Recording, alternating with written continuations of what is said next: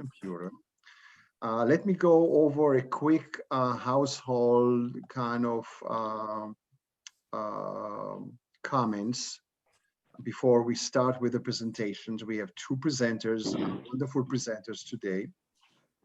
So what I'll do, I'll start to share screen, and I'll go to the presentation over here. Then I'll make that. I hope you see something. Yep. Okay. So let me minimize the participants. So here we are. So we have two wonderful presenters today, Melanie and Roger. A couple of household thing. The presentation each will take 10 minutes. I'll ask you to mute yourself while the presenter is going through the presentation. At the end of each presentation, we'll have 5 minutes for Q&A. The presentations are self-paced, meaning that the presenter tells me when to advance the slides, and I diligently will advance the slide one after the other. Again, we'll have 5 minutes of Q&A afterwards. And at the end of the second presentation, we'll open up to a general discussion as long as you want. There will be a 9-minute reminder that you have 1 more minute to wrap up. And that's about it. So without any further delay, let me present you the first presenter for today, Melanie. Melanie, are you ready? Sure. Okay, so you tell me when to advance, okay? This is a good one. Okay. Here we go, your first slide. Go for it. Okay.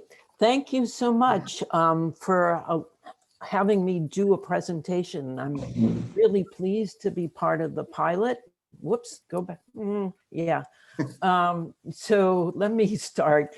The title slide is I'm going to take us all on a brief voyage to Tuscany, Italy, and where there are marble workshops and bronze foundries that have existed for centuries. They're where Michelangelo worked, and Raphael. And my work are very similar. Whoops. And and the other thing that is so phenomenal is that they use these ancient materials and create modern expressions. And when you're over there, you're surrounded by these old buildings that speak to you of history. And it's just an incredible experience. So here, whoops, oh, I can't advance it. Okay, I was going to try and advance it. Okay. There you go. Yeah, thank you. So here we are. We're flying into, I fly into Pisa. I've gone to Italy a number of times to different times in my life. And the first time I went over was in 1970. And I actually took a boat across the Leonardo da Vinci. And back then I was just a very innocent, naive, young college graduate. And I had been told to be careful when I was around Italy because the women weren't allowed out on the street by themselves. The only time they could be out there was for like the promenade, like around 4 o'clock, or you met women at church. So anyway, since then, they have topless beaches and it's all changed. So I used to fly into Rome. Now I fly into Pisa because when I get off the train, it's a 45-minute train ride to get to Pietrasanta and a little longer to get to Carrara. So, and you can see that these hill towns are right on the water. So you can work all day and then go down to the beach and go swimming. So in the upper right, you can see the town, city actually, it's Carrara, nestled in the valley. And behind is mountains that look like they're covered with snow and they're really covered with marble.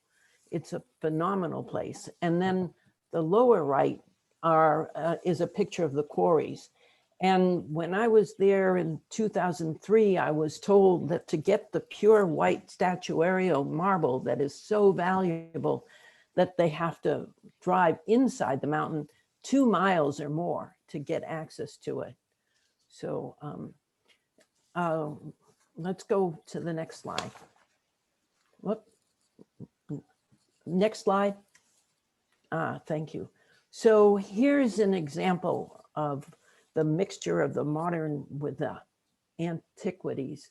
So this is the piazza in Pietrasanta, and you can see that there's marble sculptures, and there's marble is plentiful. And they use marble in ways you'd never imagine because that's their common medium. And so it's hard to see, but there's that sort of square on its side, and it's got laminated different kinds of marble. The one behind it is hard to see, but it's these circular balls. He's a Korean sculptor. The one in the bottom right, that the scale, if you look, you can see the tower behind it. The scale is really high, really big. It's taller than a person. And the white is a marble face surrounded by metal, thin metal made into leaves. And so you see that there's this suggestion of the ancients in the modern statement, and it's really inspiring. Next slide, I think.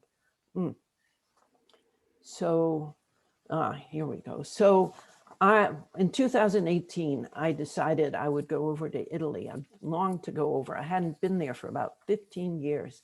And I let the foundry, I worked in this foundry in 2003.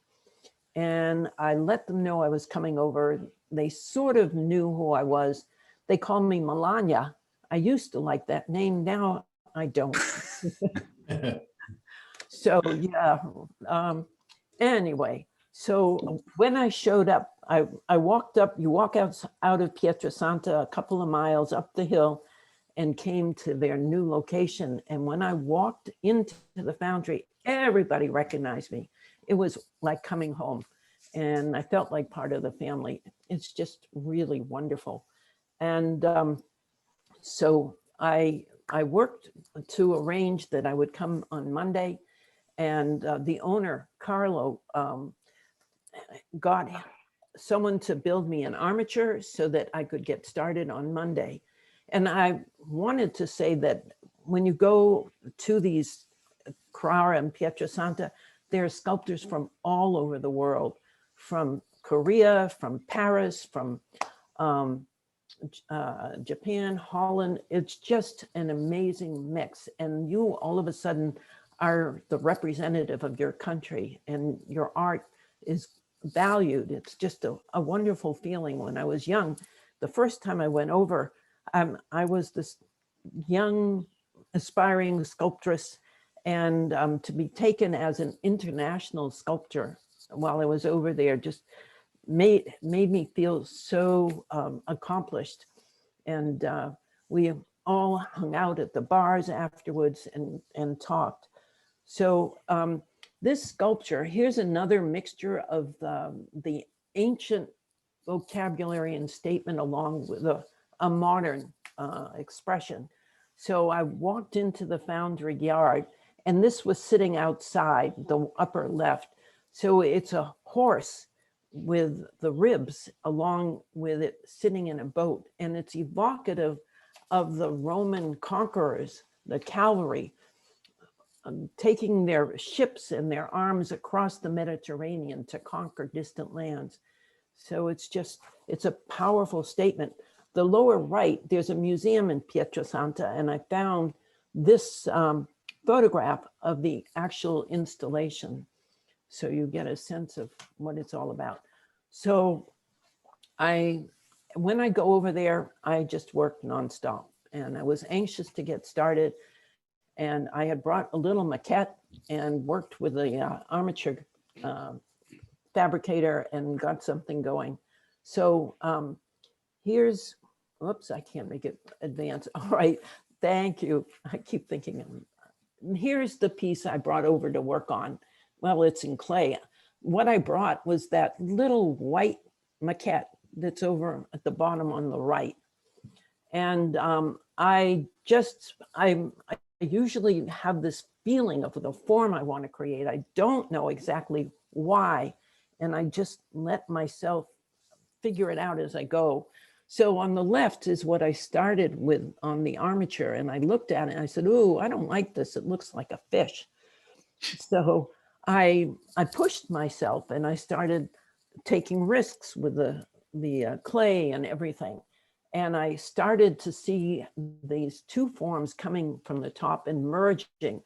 And as I worked, I decided it was like Genesis. It was the beginning, you know, something coming out of a pod. And I also like to make my pieces really smooth, but I've decided, that's, you know, hard to make everything so smooth. I'm gonna just put the texture there. And I really got into this whole idea of taking a thumbful of clay and just sticking it up on the form. And I had a great time doing that. Sorry, Melanie, that's 9 minutes. Oh, so I'm all done? No, please proceed. We got extra time, I think. Go ahead. Okay, so, all right, let's move to the next slide. So here is Genesis with it completed in the clay. And I ate apples for lunch. And so all of a sudden it occurred to me, if it's Genesis, it should have an apple to symbolize the Garden of Eden. I don't usually do literal things, but I did for this. So you can see both the front and the back. Okay, we can advance it. So then Carlo coated the clay piece with a latex slip, which is on the left. And then he built it up with a thicker latex. And you can see those pink things are sort of their latex too, but they end up being keys or puzzle pieces. So when they make the plaster shell, the latex sits exactly where it should every single time. So next slide. And so here is Valerio. He's the partner with Carlo. He does a lot of the operations, and he's taken the plaster shell and he's filling it by hand with the clay, with the wax, so that he gets every detail. The Italian foundries are really wonderful craftspeople, and they do a phenomenal job. So he's making sure he's every detail. So so we have we're going to make a wax positive. So then after he does all of that, he puts the two halves of the shell together. We can advance it once more. And you can see there's the shell together, and he's working with Massimo to pour the molten wax into it, roll it around, and then spill out the extra wax to make a very thin positive wax inside. It's like if you had a glass with a milkshake and you rolled it around and the glass got coated with the milkshake. So that's what they do. We can advance it again. So here's, I don't know if we want to take the time. There's a video of them opening up the mold, and I'm watching, and it's just, I've got my heart in my mouth. I'm so anxious about what they're doing. There it is. So that's Carlo and Valerio. And it's incredible to get so much attention to my work. And they wanted to open this up while I was still there. So if I had any questions or thoughts about changing it, you'll see, you know, when I have things cast in the States, this is the ancient way that they did it. But the foundries in the States, at least around here, make a ceramic shell. It's it's different. And so you'll see them opening up the two sides and then massaging it out. And you begin to see that they pull it out. We don't have to watch the whole thing, but it's so cool when they pull it out. Yeah. Oh, yeah, we can make it go near the end. So here it is, thanks. Here it is pulled out, and they do such a nice job. Someone is clapping and telling them bravo. So, and that's the sculpture in the wax positive. So I left that with them, and then they cast it into bronze. And I don't know, people may know the lost wax process. They put that wax in a vat of plaster, melt it out, and then where those hollows were from the wax, they filled that with bronze. That's why it's called lost wax. Anyway, so here's Genesis when it's complete.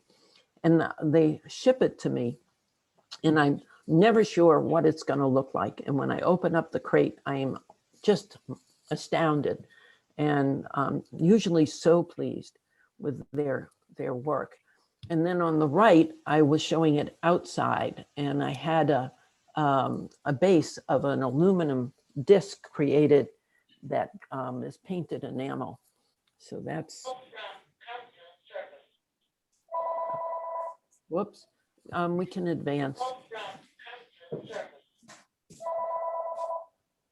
The next slide, yeah. So then I thought I would show you a few of the pieces that I've created in Italy. So the piece on the left, Donna, is Verona marble. When I went over, that was when I was 21, innocent, naive. The owner of the marble studio told me, you can't make a sculpture out of that marble. That's for bathtubs. And he would come out every day and, pardon me, rub up against my sculpture. And I won't say anything more.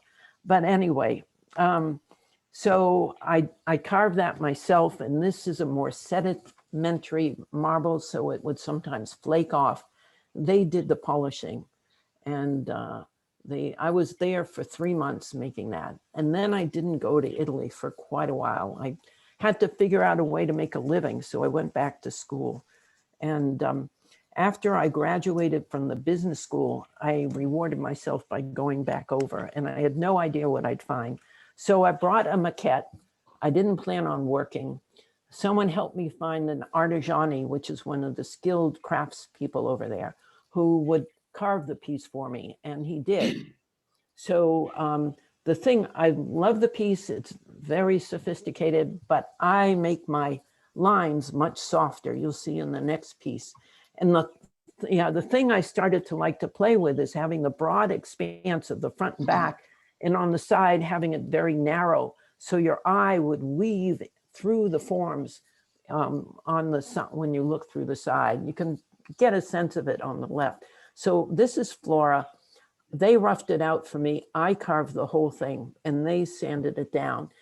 And I was amazed. It came across the ocean on a boat, and that point where the two forms meet is about, maybe 1/4 of an inch thick or long.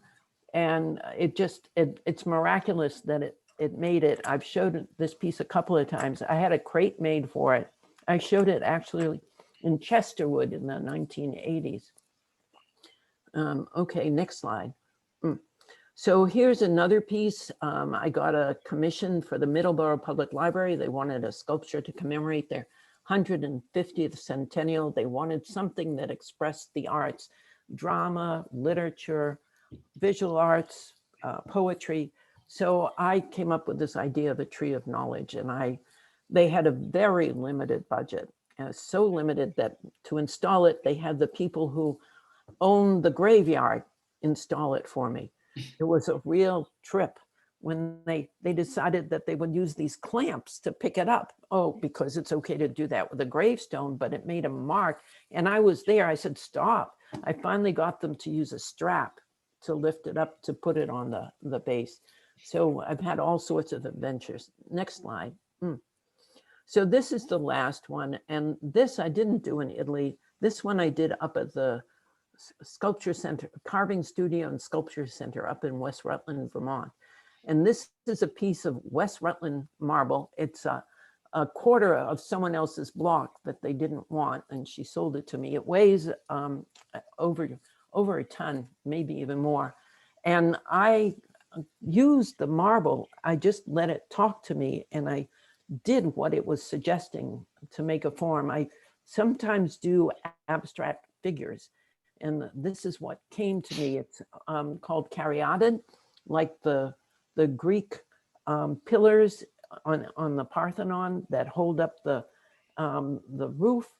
And so that's what she's called, and she welcomes people to this marketplace. I don't know if people have been up there in North Conway. The developers were terrific. They decided they wanted to have different sculptures up there and commissioned them, and did a really beautiful job. Marilyn Ewer orchestrated that, and I wasn't going to put anything in because it would mean I'd have to get the piece done by a deadline, but I decided to do it. And it took me 2 years because I couldn't carve it continually. And up in Vermont, you can't work out there in the cold. So anyway, it went in 2018. And the veining, people asked me about it. It looks like someone's evening gown. And on the left, you can see the dowel marks from where we split it. The ancient way of putting in dowels, and it just expands and breaks it open. And on the right, you can see it had pink quartz in the back. It's a phenomenal piece of stone. And anyway, I just am captivated by stone and fell in love with it when I was in my 20s. So that's what's here. But I do have things cast in bronze. So that this is it. You go to the next one. I think it says finito. Thank you. Any questions? Thank you for your patience, and I appreciate it. Okay, no, that was about 20 minutes. That's fine. We got 2 people, so good. All right. Okay. Any quick question, 1 or 2 questions before we move on? Thank you. No, thank you. Yeah, I just want to say Carlo and Valerio have nothing on Pete. And Pelham is closer than Pietrasante, but not quite as picturesque. Where? Pelham, New Hampshire. Oh, Pete's place. Yeah. Pete's place. Yeah, he's done wonderful things for me and helped me too. And Melanie, can I ask the cost of Genesis? What did that whole thing cost you to get it done and shipped and everything?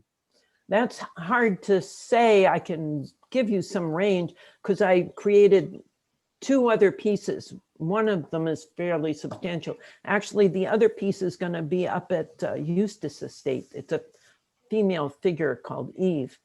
Mhm. But I can find the invoice he gave me.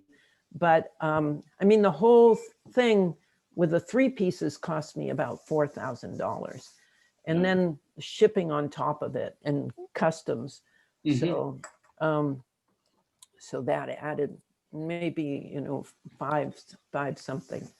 But yeah, people, well, anyway, but Yeah. so that gives you an The idea. Museum of Fine Arts used to have a trip to Pietrasante where you would sculpt and live there for weeks.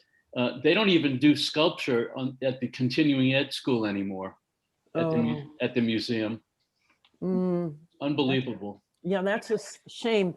I took continuing ed there. Morris, wait, Norvin used to teach there. Morris is a member, and his wife does she's got the glass blowing. So yeah, Well, that's Bernadette D'Amore used to teach. She's the one Right. who started the Sculpture Center in Vermont. right. Yes. That's who I studied with. Yeah. Oh, really? How nice. Yeah, I love her. Thank you for bringing that up. Yeah. By the way, Morris is still teaching over at Stony Brook at their place at Stony Brook Institute over in Jamaica Plain area. Yeah. Yeah, I just talked to him yesterday. So. Oh, cool. He's got a small foundry that he uses, doesn't he? He has a small, he does teaching there, studio, small foundry, et cetera. They're looking for more space. They're looking for a new building that'll have artists live in studios, more of those and more space for his operations. So that's something that works. By the way, the place in Pietrasante, what was the name of the studio? Founderia L'Arte. Wait, it's at the beginning. Let me Oh, anyway. Don't worry about it. Don't worry. Yeah, go ahead. I'll get back to you. I was just wondering, because I spent a bit of time over at Studio SEM. Oh, yeah, my piece Flora I did at SEMS. Yeah, they're lovely people too. Oh, yeah, he's passed away. He passed away in 89. You know, when I was there, he would treat us like we were royalty. He would take us out to dinner and we'd meet the donors. It was phenomenal. I felt like I was a, renowned international artist, even though I wasn't.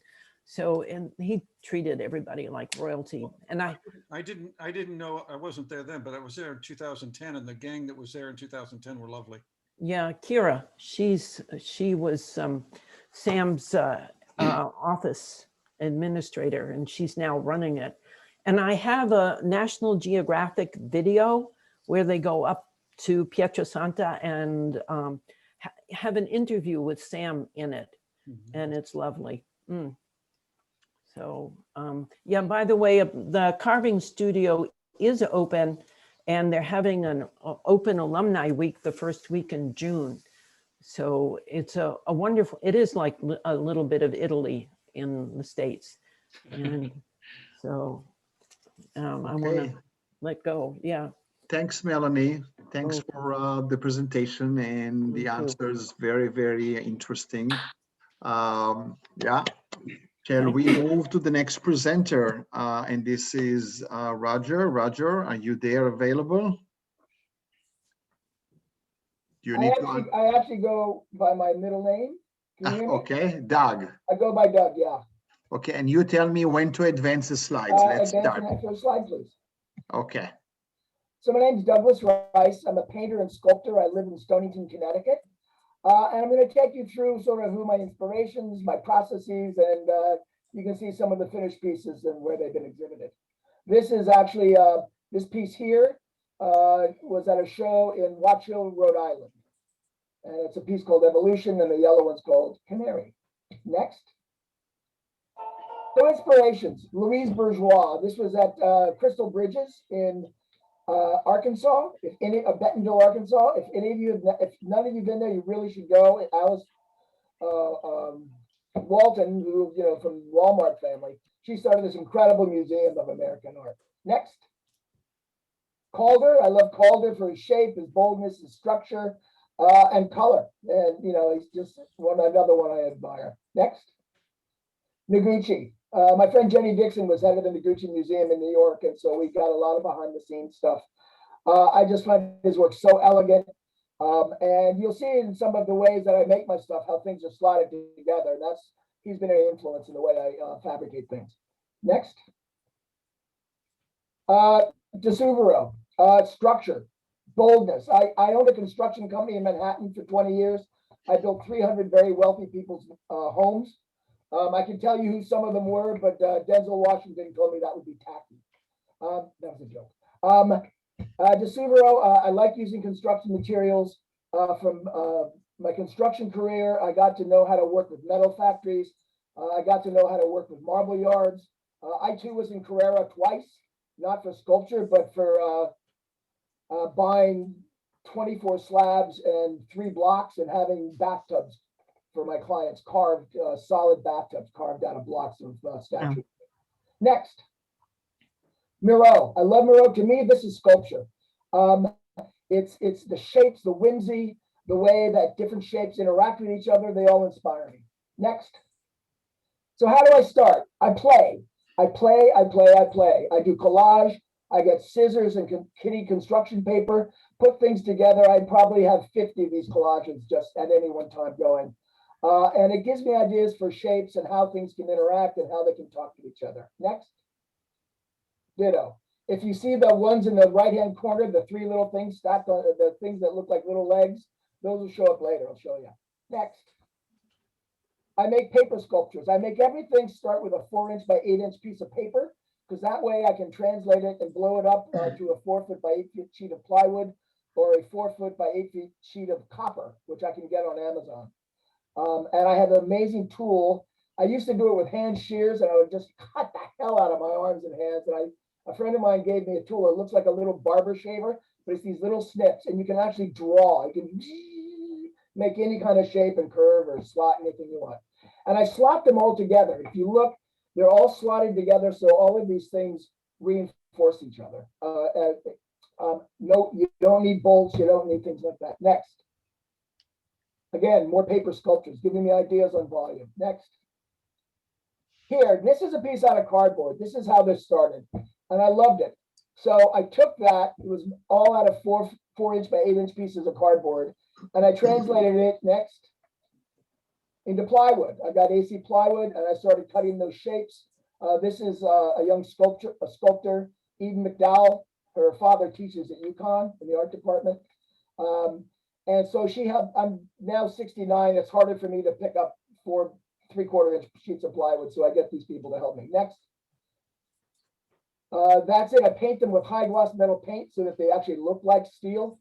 Next. And so when I get a show or exhibition, I take it to a factory in Groton, and they will use a water jet and cut it out of 5/8 sheets of aluminum. Next.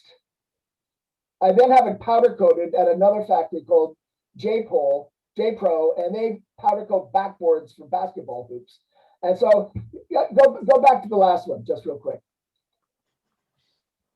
No, go the other way. Go the other way. Two back. Yeah. When I walked into this factory, they're in Groton. They were making a mock-up of a nose cone for a nuclear submarine. I walked in with 3 of these giant wood pieces, all bright colors. And they're like, what the hell is this? And I've developed a good relationship with them. They made a number of pieces for me now. Next.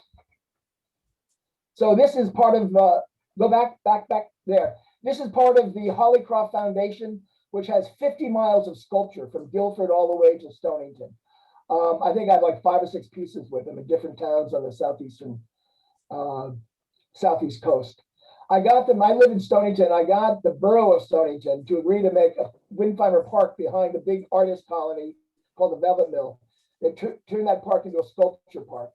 And the founder of Hollycroft was a guy who was basically in hospice, and Bill Bennington. And I brought him to the meeting and I introduced him, and he started sort of rambling. I thought, oh God, where we're going. And then he just went into the wonderful speech on how important art is, how important public art is in the fabric of a town. And he had the greatest closing line I've ever heard. He said, I hope you approve this before I die. And everybody said, yes. So that sculpture park's now in its 3rd year. Next. I just delivered it, thank you, NESA, to the Fuller Craft Museum. I'm there with Linda, in the same terrace with Linda Hoffman and the incomparable Madeline Lord. This is called Random Vowel. Next. So I showed you some of these collages. This is, the bottom of the largest piece is the top of this one, the next size, and they just come out of each other out of a 4-foot by 8-foot sheet, or 4-inch by 8-inch sheet. Next. So this is evolution. I had it made out of 2 4-foot by 8-foot sheets of aluminum, 3/4-inch aluminum, and had it powder coated. This is in front of the Westerly train station. And it's called evolution because they actually evolve from each other. You know, as I said, each of the pieces fits in. So when I go to they're very easy for me to transport. I've designed them that I and 2 people can just load them onto a single pickup truck. They slot together, 2 pieces. This whole thing can be put together in about 25 minutes with 2 people. Next. So more process. Here's a paper sculpture. Next. This is called Holy Mitre, pun intended. It's painted steel. Next. Here's another paper sculpture. Next. This is out of a 4-foot by 8-foot sheet of copper. That's in a private collection. Next. Thinking of DeSuvero, this is called Angel's Wings, and it's made out of 6 pieces of 2 by 12 that are 16 feet long each. Take a jigsaw, and I just sort of shape the edges and then put them all together. And I installed it in the 2nd week of COVID pandemic isolation. The train station is now the Artist Co-op Gallery of Westerly. The train station was abandoned by Amtrak, and it's now a cooperative gallery. And this is, I think, the 3rd sculpture I've had on this lawn. And I called it Angel's Wings because it reminded me of just of angles, and then angles made me think of angels, and then I thought, well, hope flies in the wings of angels, and so I sort of gave it that name. And next, the Westerly paper liked it, that this sort of sign of hope. Next. This is called Owl. It's 2 pieces that just slot together from 1 4-foot by 8-foot piece. This was at the Crane Estate last year. Next. And now it's the opening piece at the Franconia Art Walk in Franconia, New Hampshire. We just installed it last week. And again, my wife and I rented a pickup truck from Enterprise, and I had 2 guys. They lie flat. She drove 2 hours. I drove 2 hours, and spent the night and installed it. Next. This is called Canary. This was at Linda Hoffman's old Frog Pond farm a couple of years ago. Next. And this is now installed in the Sculpture Park in Stonington. They had a really nice opening there. There are 12 different sculptors in the park, and it's curated by Brian Wendler, who is now, after Bill Bendig died, he's become the president of the Holy Cross Foundation. I'm sorry to intrude, Doug, but that's 9 minutes. Okay, next. This is a private piece called Cobalt. This was actually pieces that I got from Holycroft after they made the first 3, and I basically screwed them and slotted them together, and then had J-Pro powder coat them. Next. This is Evolution 2. I had a whole nother series of the red ones made and had them powder coated blue and yellow, and those are different places now. There's one in Madison. There's one in, where else? In Guilford. Next. This is the larger version of that. I took out the slide because I thought it would be restricted with time. But when the red one was there and it was going up to Franconia, I went over there at night and took one of the red pieces out and put a blue one in. And on the next side, took out a red one, put a yellow in, and then put on Instagram that it was mutating until finally the red one was gone and this was all that's left. And I just put, yikes, it's eaten the red evolution. I thought it was funny. Next. This is a piece that's going to the Eustace Museum, and it's one of 2 in a series. It's called Solidarity. It is honed absolute black granite, and I was inspired by the Black Lives Matter movement, and so it's very solid. And with the pieces cut out, they all come together in unity, with the circles uniting. Again, it's slotted. The one thing that I wasn't aware of is that each 4-foot piece weighs 300 pounds. And luckily, I had 2 wonderful guys who delivered it. I had it fabricated at a marble yard here in Waterford, Salem Stone. And these 2 wonderful gentlemen delivered it and were able to just lift it up and slot it down. So this is going to Eustace, I think at the end of June. They put it back. And then its sister is going to the Gallery of University of Connecticut at Avery Point, beginning of June. Next. This is called On the Road. Jack Kerouac wrote On the Road on a 100-foot piece of newsprint, one continuous roll where he just kept typing and typing. So this is 100 feet of aluminum, all continuous, which I've used that little, that cutting tool, and then screwed it all together. This was on exhibit at the Brush Gallery in Lowell. And then when I went to pick it up, next, I stopped at Kerouac's grave and had a 10-minute exhibition of On the Road at Jack's grave. Made me laugh. Next. Here's Evolution 3. This is a 3rd version of this, which is now, this is a medium size. The tallest one is 4 feet. And this is at the Fells Estate. We just installed it a couple weeks ago. Next. This is again part of the sculpture trail. This is down in Madison. Next. And this is Evolution 4, which is 2 feet. The tallest one is 2 feet. And this is going to Old Frog Pond in July. And that's it. Thank you. Next. You can see my work on Instagram. If you're interested in painting, I usually would have artists come and sit for me, and I have a series of maybe 20 full-size portraits of painters sitting in these beautiful Danish chairs that I have. And when no one could come, I put a call out on Instagram for the first 50 people that send me a selfie, I do 50 portraits by June 30th. I got 126 responses, and I painted all 126 within a year of lockdown. I've now screwed them together into 12 at a time, three up and 4 across. So they're like 6 foot by 6 foot combines. And I've entered them in some competitions, and I have a couple of proposals into museums. Who knows? We'll see what happens. But you can see all of those on Instagram. And that's it. Well, thanks a lot. Any questions, guys?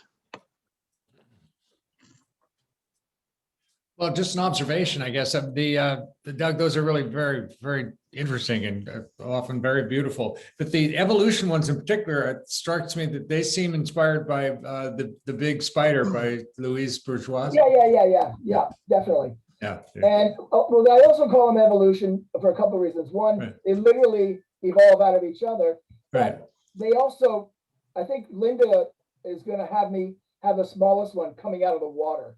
So they look to me like creatures that are sort of Right. evolving, Right. throughout history. Right. And, sort of the last few years with all the attacks on science, I like putting something out there that validates science. Right. Right. Yeah. Good. Thank you.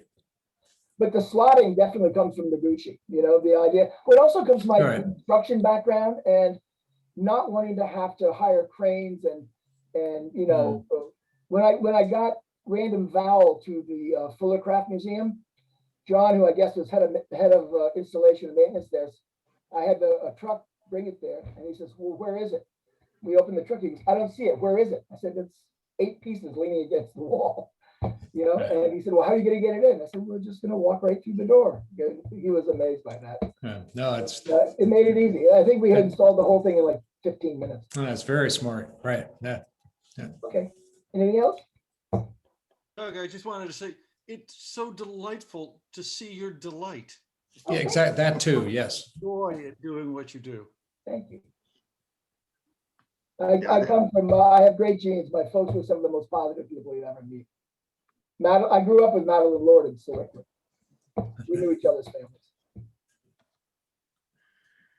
Hi, I think it would be fun to play with paper. I think, NESA could open up a lot of heads of people who've been stuck carving or welding or shaping with clay, and just make them take 2-dimensional 8 by 10, 12 by 20 paper, curl it up and slot it together just to release some steam out of your sculpture body. I just think whether you went with it forever or just for the moment, I think it's a wonderful process to open yourself up and release.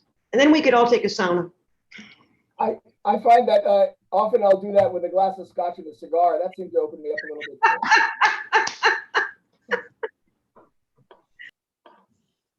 Anyway.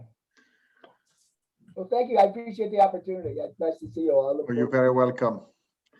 And thank you, everybody, for attending. If you have any comments, suggestions, propose how to further improve it and make it better for everybody, drop us a note, and we'll put our thinking cap and try to maintain it and try to find a better time for everybody. But for now, I was very pleased with what we've seen.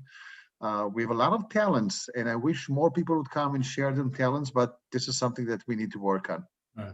So thank you. Zinni, thank you so much, and everybody else who worked. No, thanks. And Doug and You're very welcome. Melanie, it's great to see your work. Thank Yeah. you. Thanks. Have a great Marilyn, weekend, guys. Great to see your work as well. Thank you. Thanks to all. Thank you, guys. Well, All right. Bye-bye. Bye. hi, Marilyn. Hi. Hi, Marilyn. Hi. Good to see you all. Indeed, good seeing you. Thanks.